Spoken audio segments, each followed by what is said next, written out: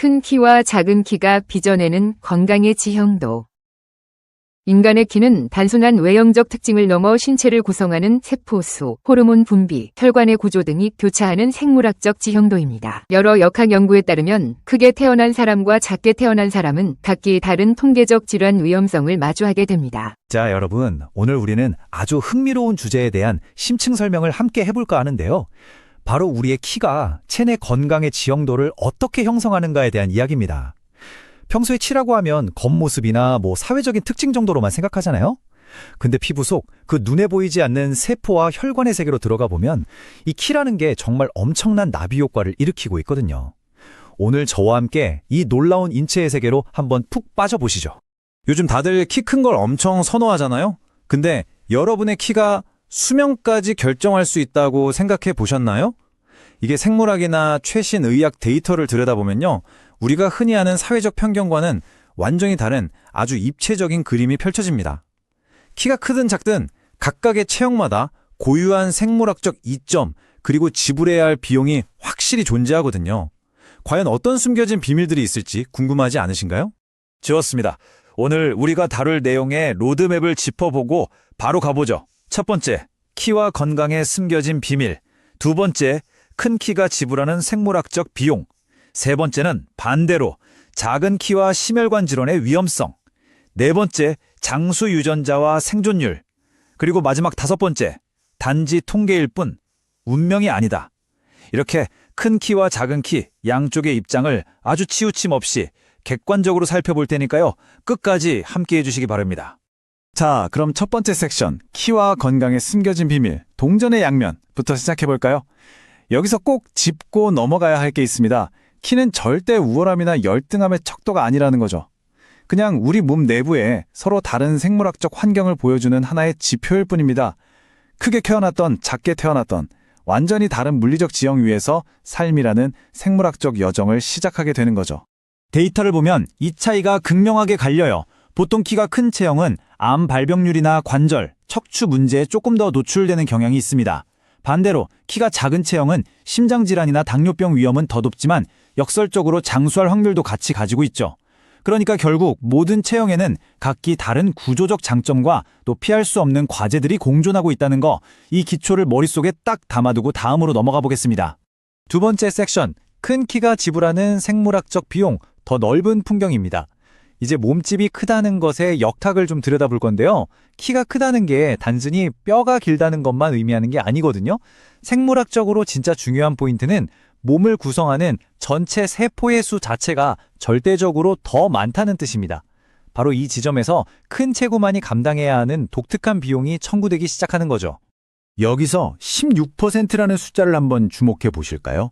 영국에서 130만 명이 넘는 여성들을 대상으로 진짜 방대한 연구를 했는데요. 키가 10cm 커질 때마다 암에 걸릴 전체적인 위험이 무려 16%씩 쑥쑥 증가하는 걸로 나타났습니다. 이게 단순한 우연이 아닌 게 남성들을 대상으로 한 연구에서도 이와 똑같은 추세가 아주 뚜렷하게 확인됐거든요. 구체적으로 어떤 암들이냐고요? 유방암, 흑색종, 신장암, 백혈병, 대장암, 췌장암 등 종류도 꽤 다양합니다. 특히 182cm가 넘는 남성분들의 경우 평균 체구 남성보다 전립선암 발병 위험이 무려 59%나 높았습니다. 근데 여기서 잠깐 너무 걱정하지 마세요. 이건 어디까지나 수백만 명을 모아놓고 본 통계학적인 상관관계일 뿐이지 키 크다고 무조건 암에 걸린다는 확정 선고는 절대 아니니까요. 안심하셔도 됩니다. 그럼 도대체 왜 이런 차이가 날까요? 핵심은 IGF-1, 즉 인슐린 유사 성장인자라는 호르몬에 있습니다. 어릴 때 뼈랑 조직을 팍팍 자라게 해서 키를 쑥 키워주는 아주 고맙고 필수적인 녀석이죠. 근데 성인이 돼서도 이 수치가 높게 유지되면 좀 골치 아파집니다. 세포가 계속 분열하고 살아남도록 부추겨서 의도치 않게 종양의 성장까지 도와버릴 수 있거든요. 완전 양날의 검인 셈이죠. 이걸 좀 더 쉽게 문서 복사기에 비유해 볼게요. 우리 몸에서 세포가 분열하는 건 문서로 복사기로 계속 찍어내는 거랑 똑같거든요. 근데 키가 커서 애초에 갖고 있는 세포 수가 훨씬 많다면 평생 동안 일어나는 복사 횟수도 어마어마하게 많아지겠죠. 여러분도 아시겠지만 복사를 많이 하다 보면 글씨가 흐릿해지거나 종이가 씹힐 확률이 높아지잖아요. 마찬가지로 우리 몸에서도 무작위적인 유전자 돌연변이가 생길 수학적 확률이 그냥 올라가는 겁니다. 이게 바로 큰 체구가 돌연변이에 노출될 기회가 많은 아주 근본적인 이유인 거죠. 최근에 동아시아인을 대상으로 한 대규모 유전자 분석 결과도 참 흥미로운데요. 평균 키보다 한 8.3cm 정도 더 큰 사람들을 보니까 뇌졸중 위험을 높이는 심방세동 위험이 한 12%에서 15% 정도 늘어났고요. 여성분들은 자궁내막증 위험이 7% 증가했습니다. 그러니까 체구가 크다는 게 단순히 겉모습뿐만 아니라 생식질환이나 심장박동의 리듬 같은 깊숙한 곳까지 확실하게 영향을 미치고 있다는 뜻입니다. 게다가 큰 체구는 말 그대로 묵직한 물리적 부담을 안고 살아야 합니다. 심장에서 발끝까지 거리가 머니까 혈관 자체가 길 수밖에 없잖아요. 특히 다리 쪽에 있는 정맥은 그 강력한 중력을 거슬러서 피를 위로 쫙쫙 밀어 올려야 해요. 이 먼 거리와 중력 압박 때문에 깊은 정맥에 피떡이 생기는 혈전증 위험이 꽤 높아집니다. 거기다 그 커다란 골격이 척추 디스크를 짓누르다 보니까 만성요통이 생길 확률도 같이 올라가는 구조적인 한계가 있는 겁니다. 자, 그럼 분위기를 바꿔서 세 번째 섹션, 작은 키와 심혈관 질환의 위험성, 심장에 가해지는 무게로 넘어가 보겠습니다. 동전의 반대편이죠. 작은 키를 가진 분들이 겪는 독특한 심혈관계의 도전에 대해 살펴볼 건데요. 아까는 중력이나 세포수 이야기였다면 이번에는 철저하게 심장과 혈관의 크기, 그 자체에 집중해 보겠습니다. 유럽 심장저널에서 무려 300몇 명을 대상으로 연구를 이끈 투울라 파야넨 박사가 이런 말을 했습니다. 키가 작은 사람들은 관상동맥의 크기 역시 작으며 이렇게 작은 관상동맥은 생에 더 이른 시기에 막힐 가능성이 있다. 와, 이 한 문장이 단신과 심장질환 사이의 연결고리를 아주 날카롭게 꿰뚫고 있죠.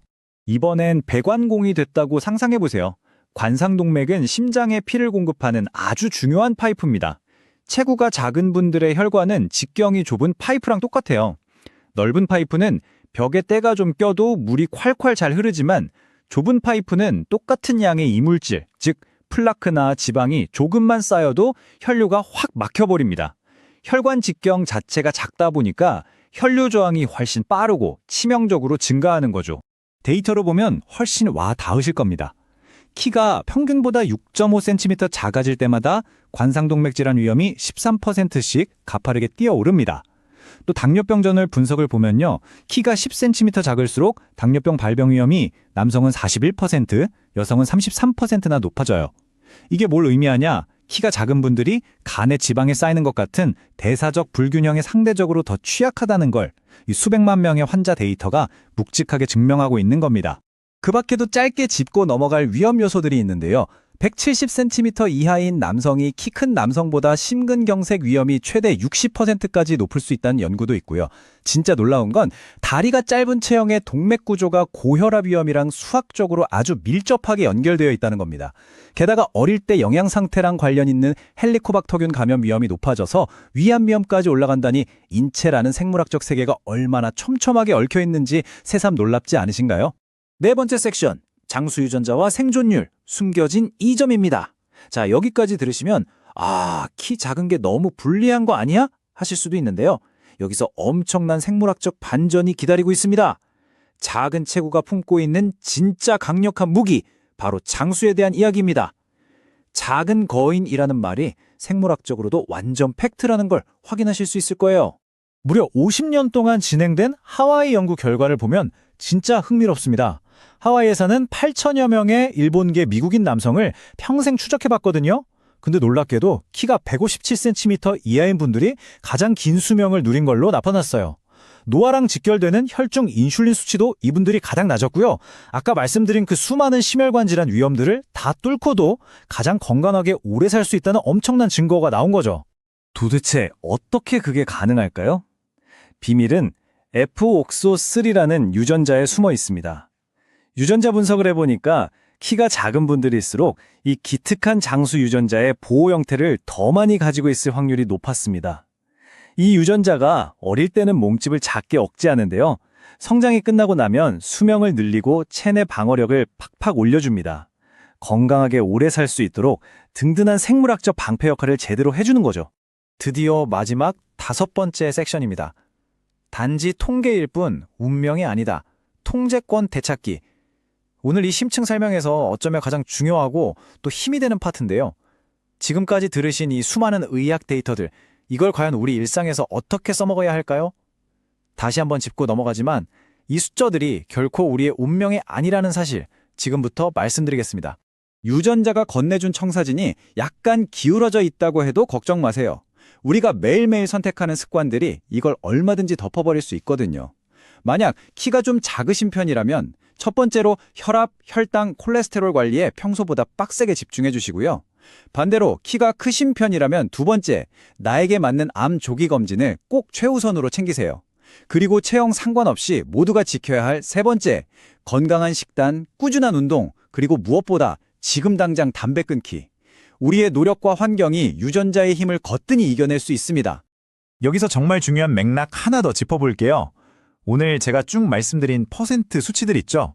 이건 수백만 명을 뭉뚱그려서 본 상대적이고 통계적인 위험도일 뿐입니다. 나라는 개인한테 100% 일어날 절대적인 이연이 아니라는 뜻이에요. 위험도가 10% 올랐다고 해서 당장 내일 병에 걸리는 게 절대 아니잖아요. 우리는 그저 평균값에 갇혀있는 단순한 통계 쪼가리가 아닙니다. 생물학적 키는 그저 우리 몸의 밑그림을 그려준 것일 뿐입니다. 결국 그 도면 위에 얼마나 튼튼하고 멋진 짐을 지어 올릴지는 매일매일 우리가 만들어가는 라이프 스타일에 달린 거죠. 내 체형의 장점은 한껏 살리고 약점은 미리미리 알고 방어하면 그만이니까요. 자, 여러분, 오늘 나의 긍정적인 행동을 통해 과연 어떤 통계적 위험을 지워버리시겠습니까? 내 몸의 지도를 정확히 읽을 줄 아는 사람만이 더 지혜롭고 건강하게 걸어갈 수 있습니다. 오늘 준비한 심층 설명은 여기까지입니다. 함께 해주셔서 감사합니다. 따라서 자신이 타고난 키의 지형도를 이해하고 그에 맞춘 예방 전략을 세우는 것이 현명합니다. 키가 큰 사람은 정기적인 암 조기 검진과 허리 근력 강화에 신경 쓰고, 키가 작은 사람은 꾸준한 유산소 운동 및 혈압 혈당 관리로 좁은 혈관의 건강을 사수해야 합니다. 철학 문제, 왜 성필연이 세상에 존재해야 하는가? 왜 무가 아니고 유여야 하는가?